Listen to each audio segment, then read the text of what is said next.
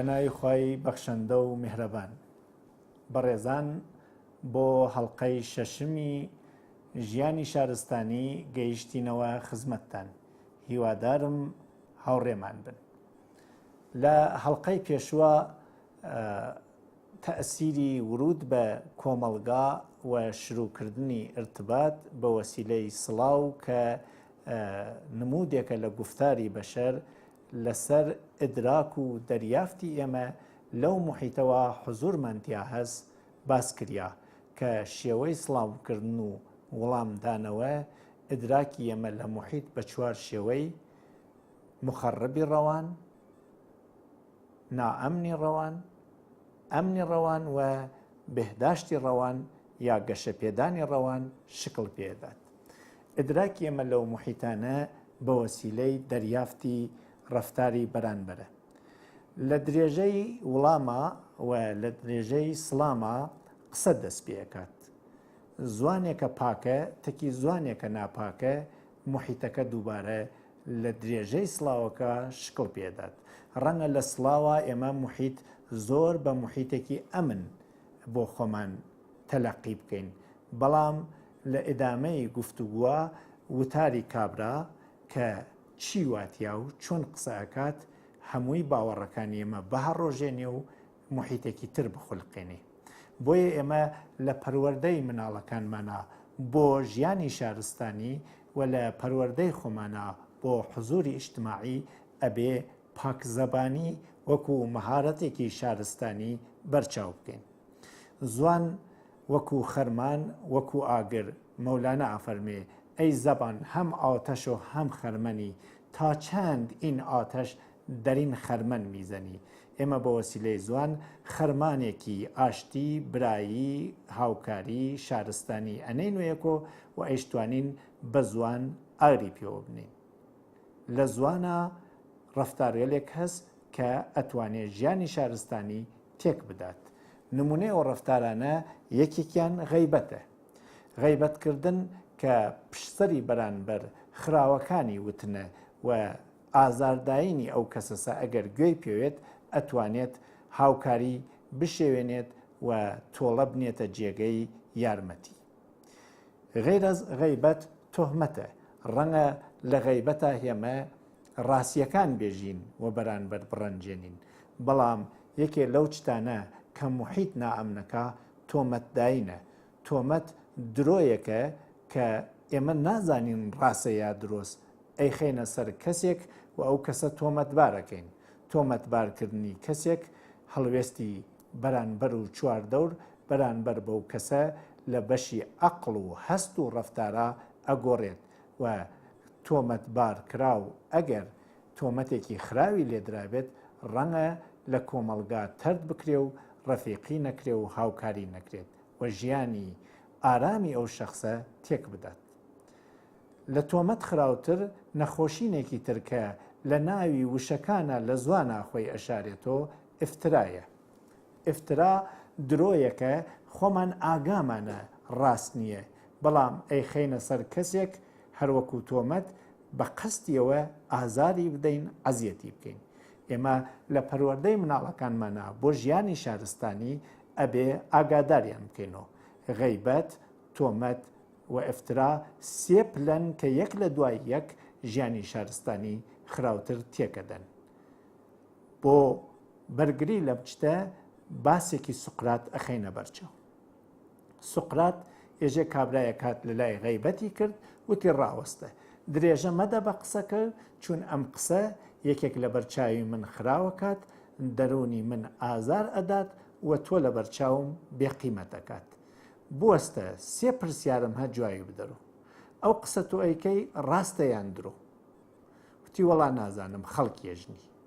وتی بۆ ئەو کەسە باسی ئەەکەی قازانجی هەیە یا زەرەر؟ وتی وەڵا زەرەری لێدا. وتی من خۆشحاڵ ئەکات بیستنی یا ناڕەحەت؟ وتی وەڵا خۆوتت ناڕەحەت دەکا. وتی باش تۆ چۆن ئینسانێکی ژیری کە لە کۆمەلگا گەرەکتە ژیانی هاوبەش بکەیت و قسەیەکە نازانی ڕاستەیان درۆ و ئەزانی بە بەرانبەر و بە من ئازار ئەگەێنێ بە پەلە هاوردوتە لە لای منەیکەی. پس با بزانین بۆ ژیانی شارستانی ئێمە وەکو کەسانێکە تەمرینی ڕۆژوو ئەەکەین بۆ نەخواردن پێویستە تەمرینیش بکەین بۆ نەوتن ئفترا و غەیبەت و تۆمەت هەروەکو خواردن ڕۆژوو بەتاڵەکاتەوە. ئەمە مەهارەتێکی تری شارستانیە کە ئەبێ لە پاکزەبانیە تەمرینی بکەین. بەشێکی تر لە پاکزوانی تەمرینە بۆ بەرگرتنی زوان لە وتنی تانە. تانە ئەسلحەی ئینسانە بچووکەکانە بۆ ئازارداینی چواردەورەکانیان. کاتێکە بە دەست بە جسم بە زوان بە گفتار بە حرەکەتێکی چاو ئیشارەیەک ئەەکەین کە کەسێکی پێ تەخفیف ئەدەین، کەسێکی پێ مەسخەرە ئەەکەین، کەسێکی پێ ئازار ئەدەین، ئێمە لە ژیانی شارستانی دەرەچین و ڕەفتاری مەدەنی بەرەو نامەدەنیەت و نامێهرەبانی لار ئەەکەینەوە. تانە ئەسلحەی ئینسانی بچووکە بۆ ئازاری ئینسانی گەورەتر لە خۆی. لە تانە خراوتر جنێوە. جنێوداین و ئازاری بەرانبەر بە کەلام ڕەفتارێکی نامەدەنیە. ئێمە لە شەڕا کاتێکە ئەتوانین زلە و شەپاز لە ئەوەشێنین. ئەگەر کابرا دوور کەوتۆ و نەمانتوانی بەردی بۆ هەڵەرین و بەردی تێگرین. ئەگەر دوورتر کەوتۆ ئەسلحەی بۆ هەڵەرین و ئەسلحەی تێگرین. جنێو وەختێکە تیری ئەسلحەیش پێناگەیت، دەستمان پێناگەیت، ڕەوانی ئازارە دەین. ئینسانی مەدەنی محیتی ئەم نەخولقێنێ نەکن محیتی نائەمن. شەڕ بە هەر شێوازێکی زووتر کورت بکرێت، زووتر لابورێت، زووتر تەواو بێت و بێتە سوڵح مەدەنیە. جنێو ڕەفتارێکی نامەدەنیە کە بە وەسیلەی زوان ئازاری پێ دروستەکەین. لەو دوا مەسخەرەبازی و سەربەسەری خەڵکناین و گاڵتە پێکردنیانە، چی بە زوان چی بە ئاکار. ئەویش ڕەفتارێکی نامەدەنیە کە لە بەشی زوانیە ئەبێ زوانی لێ خاوێن بکەینەوە. یەکێکی تر لەو چتانە کە لە پاکزەبانیە ئەبێت بە دوایە بگەڕێین هەرزەگوییە. زۆر کەسێک بێهودە قسەکات. قسە ئەبێ وە کوردی ێژن هەرڕێیە بۆ دێ و هەر قسەیە بۆ جێ. زۆر کات قسەی بێڕێ و بێجێ ژیان تێکەدات و ئازار دروستەکات. ژیانی شارستانی ئینسانی سەنجیدەی گەرەکە و قسەی پوختە و بەجێ. یەکێکی تر لەو چتانە کە ژیانی شارستانی تێکەدات قسەی بێئەدەبانەکردنە. لە گفتارە ئەدەب نوێت. گفتار تەکی پیاوە جیاوازە لە گفتار تەکی ژنە. قسەکردن تەکی مناڵە جیاوازە لە قسەکردن تەکی پیرە پیاوە. قسەکردن تەکی نەخۆش و کەوتووە جیاوازە تەکی ڕەیس و سەروەرە. ئەدەبی قسە ئەبێ فێری مناڵەکانمان بکەین. هەروای لە تعریفی ئەدەب ئاێژن ئەدەب ڕەفتارکردنە بە تەناسوبی مەوقعیەت و مەقام. ئەگەر ئێمە ئەوە فێری مناڵەکانمان نەکەین ڕەنگە داوا ڕەواکانیان بە شێوەی بێئەدەبانە داوا بکەن و مافیان ڕەوانەوێت و حەقیان پێشێل بکرێت و بە پێشێلبوونی حەقیان تووڕەی و شەڕ دەست پێ بکات. بۆیە لە گفتاری مەدەنیا ئەبێ ئەدەب بە گفتار ئزافە بکرێت. بەشێکی تر پەرێشان قسەکردنە. زۆرێک کەس ناتوانێت قسەکەی بەڕێک و پێکی بگەێنێتە مەقسەد. بۆیە شەڕ دەست پێکات.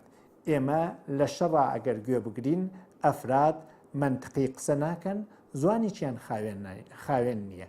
ئەو پەرێشانی و ناخاوێنی زوانە لە وەختی سوڵحا بە وەسیلەی ڕیچەرمیەک و لێزانێک ئەبێتە نەزم و منطق وە شەڕ ئەکوژێتەوە و ئاگری شەڕ سار دەکاتەوە. بۆیە ئەشێ لە پەرێشانگویی دووری بکەین. یەکێکی تر لەو شتانە خاوێنی زوان لا هەوات و ڕەفتاری مەدەنی کرچ و کاڵەکاتە و بەرەو تەنگنا ئەیوات درۆست لە وتنە. ئەگەر لە کۆمەڵگایەکە درۆ بێتە باو ئێعتماد لە ئاچوات. درۆزن لە خۆی سەلبی ئەعتماد دەکات. متمانەی خەڵکلاچوو کار کۆسپ و چەڵەمەی تێەکەوێت. بۆیە ئەبێ مناڵەکانمان وە خۆمان فێری ڕاستگۆیی بکەین. ڕاستگۆیی ئەنەرژی نەگەرەکە. درۆکردن ئەنەرژی گەرەکە. ڕاستگۆیی بەڵگەی نەگەرەکە. درۆست کە بەڵگەی بۆ پێیان ناوێ. لە گفتاری مەدەنیا ئەشێ ژیان ئەو نەڕەوانوێت بۆ قسەکان بەڵگە نەهێنین.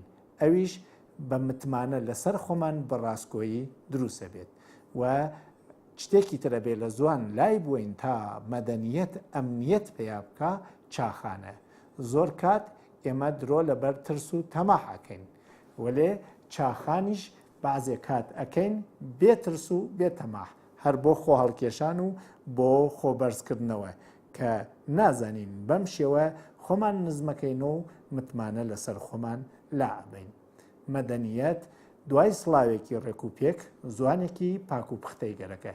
هیوادارم بە ڕۆژوگرتن زوانمان پختە و خاوێن بکەینەوە. والسلام عليكم ورحمة الله وبركاته.